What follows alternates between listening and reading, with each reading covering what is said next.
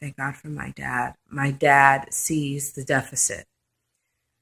My dad makes it a point to take my son to Home Depot and Lowe's and build things from wood with him and, help him do repairs around his house, because my dad understands, that it is so unfortunate that he doesn't have that.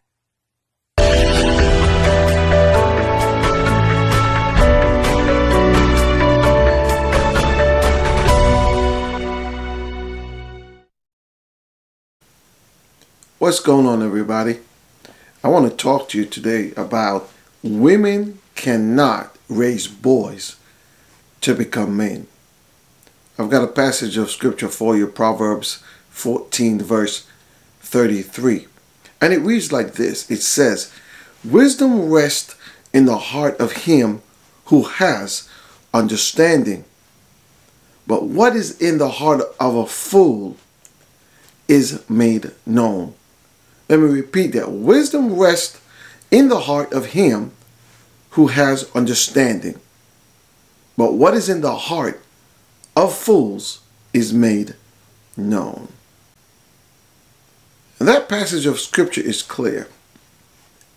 That when a man has wisdom, he also has understanding. At least that's what it sounds like to me. But when a man is foolish, it will certainly show. Before I continue, I want you to live your best life by applying scripture to your relationships. And I certainly want to talk to you today about the fact that women cannot raise boys to become men.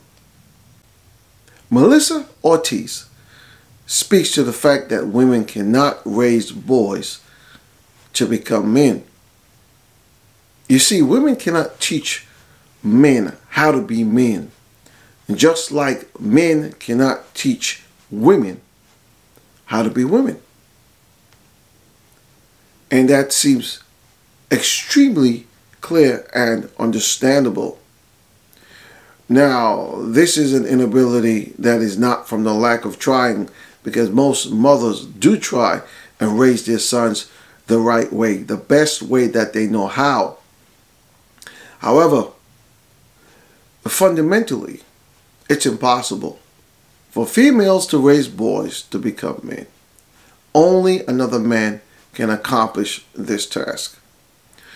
Now, in this society today, we find that many boys grow up soft and emotional, which is no fault of their own, because unfortunately, a lot of them are being raised in homes with only their grandmothers, their mothers, their sisters, maybe their aunts.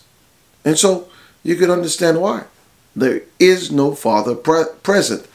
Maybe they don't even have a grandfather around, an uncle. It's just them and their mother and their sisters. So, yeah, we understand that. But there's a problem. So Melissa has great insight into this troubling, ongoing situation. And so she speaks about it.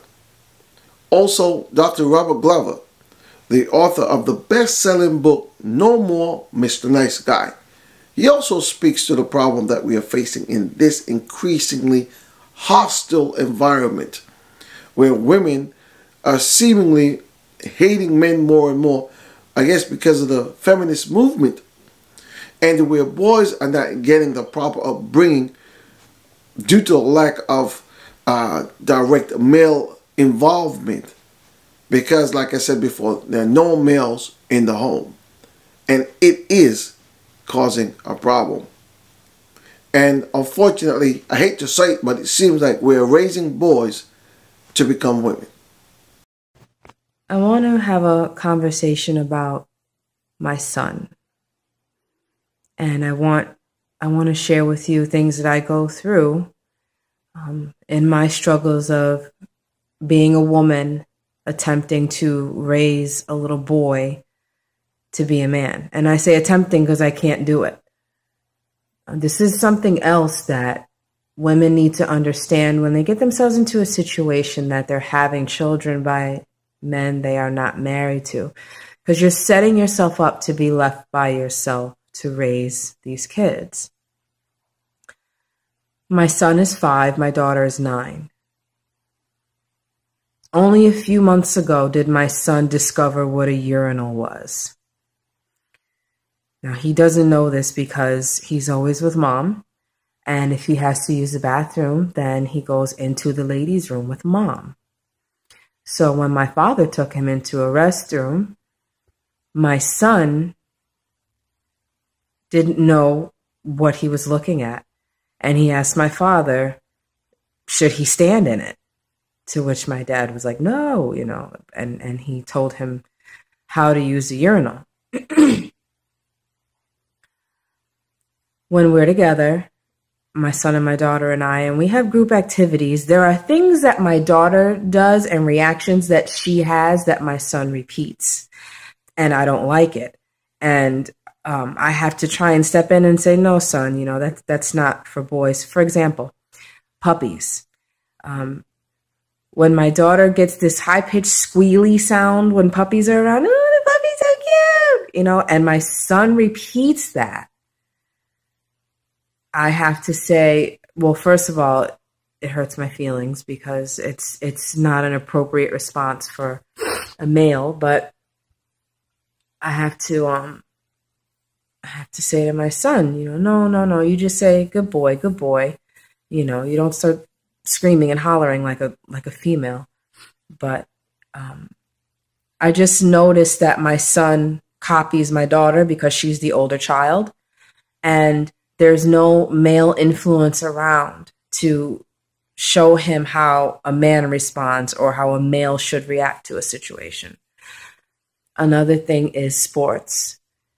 While I was an avid swimmer and softball player and played a little basketball in my youth, I am not very good at sports. I'm not rough and tumble. I run and I play tag with them and things of that nature. But when it comes to the technical aspect of sports, I have no idea what I'm doing. And I can't teach my son too much. And lastly, men build things.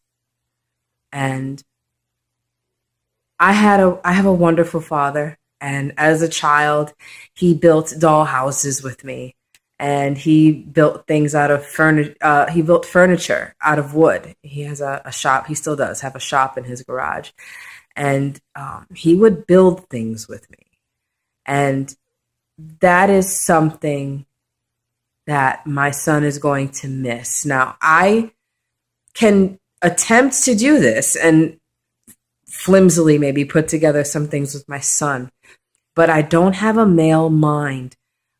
Men are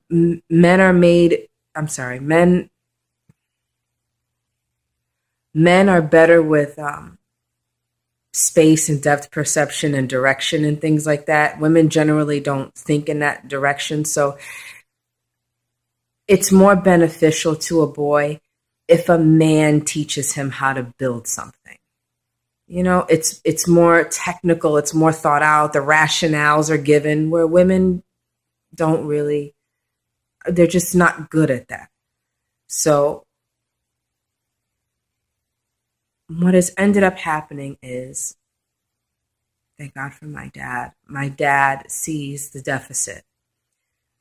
My dad makes it a point to take my son to Home Depot and Lowe's and build things from wood with him, and help him do repairs around his house, because my dad understands that it is so unfortunate that he doesn't have that. Back to sports just for a moment. I signed my son up for baseball, and there are going to be days that he has baseball games and practices and I'm not available. I asked my dad if he would step in and take my son to practice when I can't, when I'm at work. And he said, that's okay. I'll take him. Don't worry about it. So you just have to understand that women are incapable of raising men. Incapable. We can try. We will fail. it's only a matter of time before you see your son reacting to things like you would as a woman, or reacting to things like his big sister would, because that's all he knows. And that's mostly what he sees. You know, you're home with mom all the time. When you go to school, you're with female teachers most of the time. You know, if you have no male around, you're gonna take on female behavior. And no matter how good we think we're going to do at raising these little boys, we are going to fall short. So I worry about my son. It's unfortunate that I put myself in a position to where I'm leaning on my dad to show my son what it is to wake up and go to bed every night with your wife, kiss your wife when you leave for work in the morning, build things, create things, analyze things, you know. So just that's another thing to think about before you decide that you want to just go ahead and have a child and, you know, not have a secured and committed marriage before you do that, so that you have a male there to show that boy how to be a man, because you can't. And then feminism came along, where, you know, there's an angry message that, you know, men are bad, every man's a rapist, an erection's a sign of aggression. There's all this, that vibe going on that disrupted culture.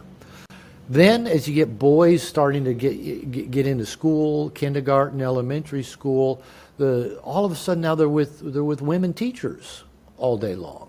And for several years, that's all they're around is women. The men are like out of their life now. And so I've often said, for most boys getting from 3rd grade to 4th grade, they not only have to learn their reading, writing, and arithmetic, but how to please a woman. You know, they got to make this female teacher happy if they're going to get on to the next grade. And then that's kind of where I wrote No More Mr. Nice Guy. That's kind of how things were at. But now move forward with just, you know, the internet. Every millennial and younger has grown up with broadband internet, a cell phone in front of them all the time. And nowadays I start hearing a lot of the young men I work with say, my dad was a nice guy. My dad wasn't setting the tone or leading in the family. He was passive, and his only words to me was, don't upset your mother. You know, that he was intimidated by mom, and so, you know, I didn't have any help in dealing with my angry, controlling, you know, domineering mother. So I hear a lot of young men talk about that. If dads were there, they often still weren't there, really, so to speak. So what's happened for a lot of men is we've not been initiated into the masculine world that's challenging, that's scary. We've not had other men teach us how to go get comfortable being uncomfortable, how to relate to women, how to live with purpose and passion, how to get a job done. And so what I see now is a lot of men of all ages, my ages and younger, but especially the younger men who have grown up with the internet. They hang out in what I call the nursery, where they just do things that don't challenge them. You know, they grew up playing video games and watching nonstop television and surfing the internet for hours at a time, and, you know, drinking, smoking, eating junk food. So a lot of men nowadays don't know how to deal with challenge, whether it's the challenge of a woman or a relationship or the challenge at work. You know, they want to start their own business, but they never actually get it going, mainly because they, again, have not had that masculine initiation. So now we understand. Now we have a better idea as to why we've got some guys, or even more guys nowadays, seem to be a bit soft and emotional. Because when you compare men today to men of maybe, say, 60 years ago, we see a vast difference. You know, boys growing up without fathers are at a disadvantage, because, you know, the girls are being taught to be independent. They're taught to be strong. And unfortunately, they're taught to be unsubmissive. Right? So while the boys are being raised by mothers who can only teach them how to be more emotional and soft. This what's going on, okay? And is causing a major issue in this society. But the ladies can't help it because they have no help. They're doing their very best. But unfortunately, what's coming out of it are soft and emotional men that somehow cannot relate to women, and not in the best way anyway. Okay, so it's a major issue. It's a major issue in our society today. How we begin to address this problem, I really and truly don't know. But the first thing is to recognize it and to talk about it, because we need to do something. And a lot of the women already know that these men are soft. You know, not every male is an alpha male. He's not a dominant male. You know, some men are beta males. You know, they're more soft and emotional, and I guess they connect with women on an emotional level that the alpha males don't. But at the same time, a woman wants a man that will fight for her. A woman wants a man that would go 110% all out in providing for her and everything else. And hey, unfortunately, that's what we're dealing with. But I want you to, you know, consider these things. So a father dies and leaves the house with his wife and his daughters and his son. And the wife has to raise the son. We understand that. And that has happened more times than not. Or on the other hand, where the father goes to jail, and or the father, gets murdered or something. But this is what's going on. And then there are no programs put in place to help the young boys to transition into manhood. This stuff has got to be taught. And so as you watch these videos, you will see and hear the dynamics of what's happening. This stuff is serious. This stuff is real. We already have a crisis. So if 80% of women and upwards are filing for divorce, that tells you there is a crisis.